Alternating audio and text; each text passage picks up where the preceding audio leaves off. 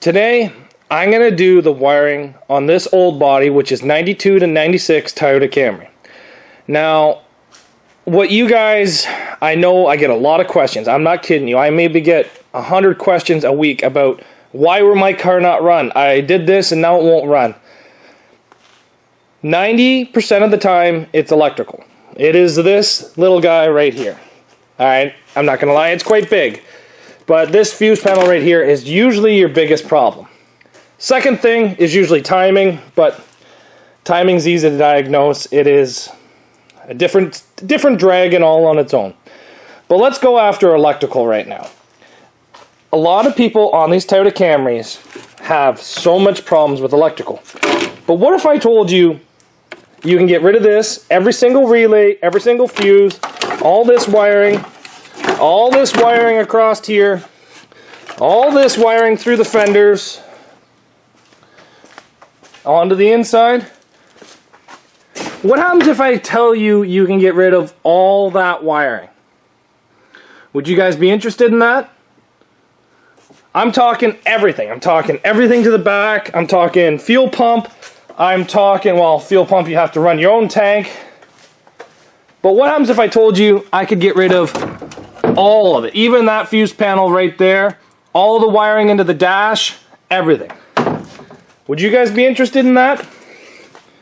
Well, I'm going to show you guys what I do to do it. It's pretty simple. A lot of cutting required. A lot of cutting required. So let's get going. Now let me give you some words of advice.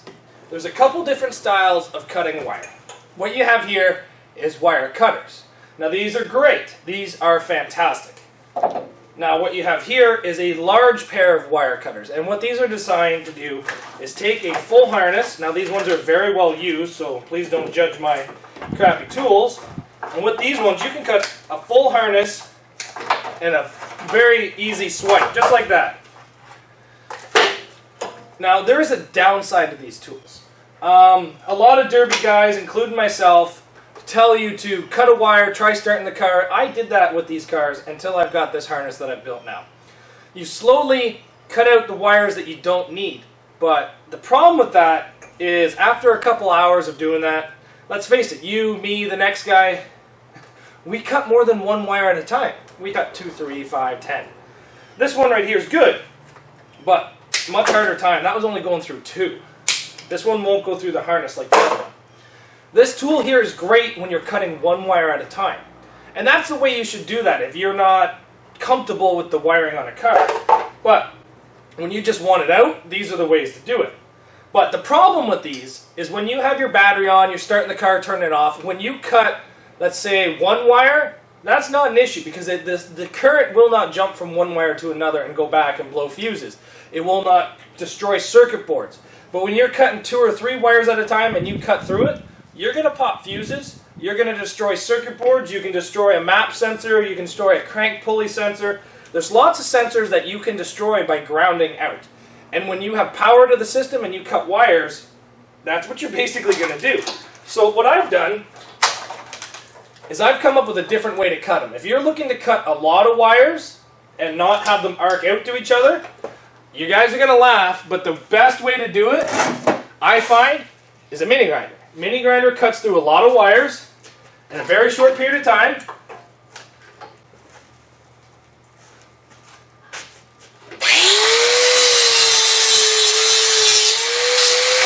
Just like that. It goes through it like butter. And the best part about it is a lot of times when you cut with mini grinder, it's not metal, so the current will not jump. Now obviously if you cut something big like this out, your car's not going to run. But this one will.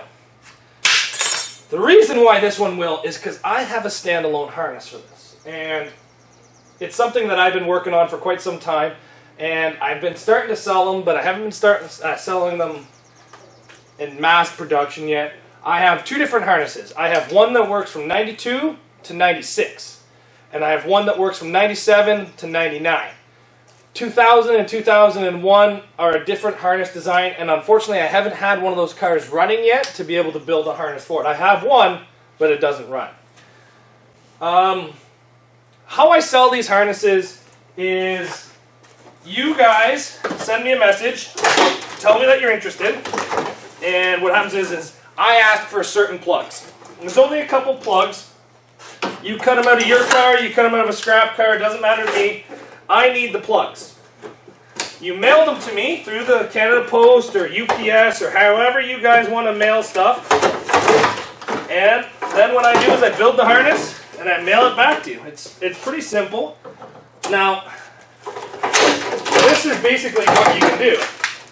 Cut this entire harness out just like that. All your fender wiring, everything. There is so much wiring you can cut out of these cars, it is not even funny.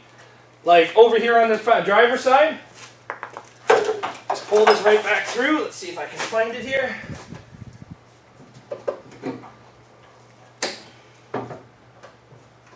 Just like that.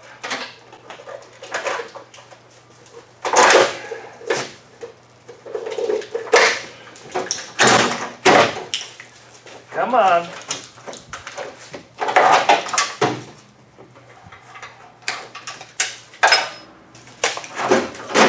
Come on.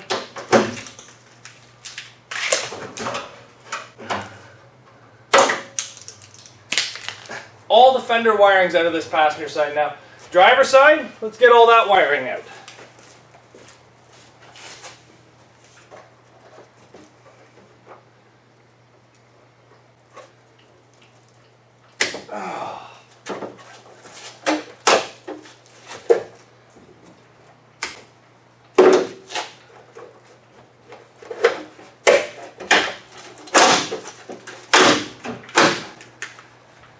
There you go. There's all the wiring underneath the dash that you can remove. The only thing you cannot cut on these old bodies and the new bodies is the engine harness. Please do not cut the engine harness. If you cut that engine harness, your car is garbage. You need a new motor, you need a new engine harness. Now let's go to the inside and I'll show you how much you can cut out on the inside. Right here is where your engine harness comes in. As you can see, it comes through the firewall, it plugs into the computer, and on these old bodies, it has 3 other plugs. Do not cut that. Other than that, every piece of wire, right to the airbag sensors here on the floor, every piece of wire can come out of this car now. Oh, there's a lot of wire. Oh. Let's see if I can cut these out. Oh. Look at that. Just cut right through that harness. So much wiring. You don't need any of it, boys and girls. None of it.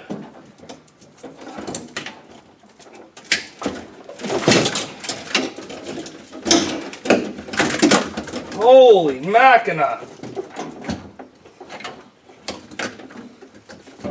Now, before any of you guys just start hacking into your wiring like this, make sure you guys know what you're doing, or you have a kit. Like my harness, if I didn't have my harness and I did this car would be junk. So just make sure that you guys don't do this to any just random car.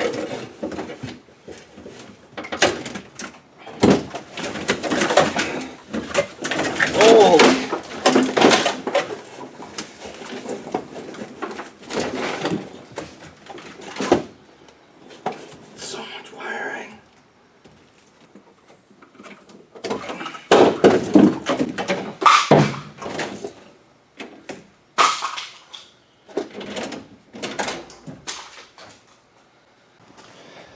That's a lot of wiring that came out of this car. And let's face it, a lot of you guys don't like fuel injected just because of the wiring. So let's take a look what we've pulled out. We have a whole bunch of computer chips that I have no idea what they do. We have the inside fuse panel that goes by your kicker panels, along with a lot of fuses. Look at all those fuses in there. I know that's not a lot compared to everyday vehicles these days on the road, but that's a lot of fuses and relays that are no longer needed inside this car. Like, look at all the wires going into this unit. This sucks. This is why people do not like fuel-injected cars. Let's see what the car looks like now. We have no fender wiring on passenger side. We have no rad wiring. over here, we had to keep this box and that sensor, and then your alternator is wired to there, so I just wired it right into the main power wire, so that way when I turn on the alternator, it works. Starter, we now have the starter hot wired, so there's no relays to the starter, it's just direct power. These wires here are just grounding straps that I've set on fire, so don't even worry about those. What else do we got? Shifter cable is not hooked up, so it kind of looks like a wire, but it's not a wire. Basically, all that's left underneath the engine here is the actual engine harness that comes through the firewall. Let's go take a look at the inside of the car to see what that looks like now.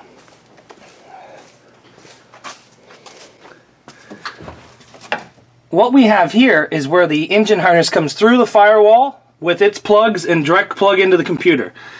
No fender wiring at all, no key wiring, no nothing. That right there, that wiring right there, just goes to the door. I just haven't cut that out yet. No airbag wiring. I haven't ripped out all the wiring to the back, but if I did, that pile out front would be a lot bigger. So now, let's see this standalone harness I've been telling you guys about. I get a lot of questions about the standalone harnesses that I've been talking about. This is my standalone harness, this little thing. All these harnesses come with no fuses, no relays, a negative cable, and a positive cable, clearly marked with black and yellow. Now, these install super quick. I have to put a little bit of extension on the positive. What I do to this is it plugs into the main engine harness, and then that one plugs into the computer. Now from that, let's see what wires I have here. I have this wire right here, which is just an extension wire to get to that. So let's hook that up. Can the fuel pump wire reach there? Yes, it can. So I'm going to put the fuel pump, the computer, and the jumper wire all together into one little quick crapshoot. Just like that. So now, when I touch this green wire off the positive, turn on the fuel pump, and it will turn on the computer. So let's hook up the negative, just like that. And I know that all my wires are green right now. I'm sorry, that's the only color wiring I have. This green wire here is for my starter. So let's hook up the computer and the fuel pump. Let's see if they turn on. There, you hear the fuel pump turn on, you hear the starter. Let's do the starter. Look at that. That's how easy this car runs with very, very little wiring. Turn the computer off. All we do is take 12 volt power away from the computer and it automatically shuts off. So let me just take this jumper wire out and show you guys what the wiring looks like underneath the dash right now. I really didn't want to run this thing too long. As you see, the fuel pump actually has a leak at the line, so I still have to fix that. This right here is what your dash will look like with no wiring in a Toyota Camry. Pretty simple, isn't it? We'll be installing the aftermarket shifter very shortly, but honestly guys, this is another reason why I like Toyota Camrys. Because of the harnesses that I have, I can have these cars running even if the gentleman before me did not have them running. I don't know if you guys remember, but if you check out the very first video of this Toyota Camry that I started, it had a very hard time starting. It put out a lot of white smoke. It would repeatedly die 3 or 4 times when I wanted to start it.